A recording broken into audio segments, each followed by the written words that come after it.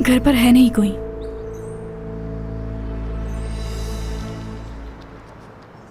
Address तो यही है। एड्रेस तो ठीक है, लेकिन घर वाले हैं कहाँ? मुनासिब समझो तो हम फिर कभी आ जाएंगे। ठीक है, चलो चलते हैं।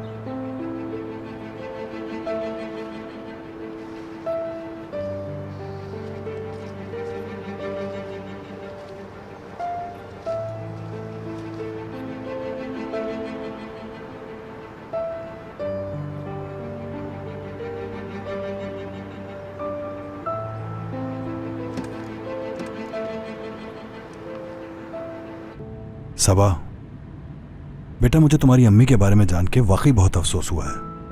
अल्लाह मग़फ़िरत फरमाए उनकी। शुक्रिया करीम साहब, मुझे तो खुद यकीन नहीं आता उनका। ऐसा लगता है किसी भी पल वो अचानक आ जाएंगी। और तुम्हारे सौतेले बाबा?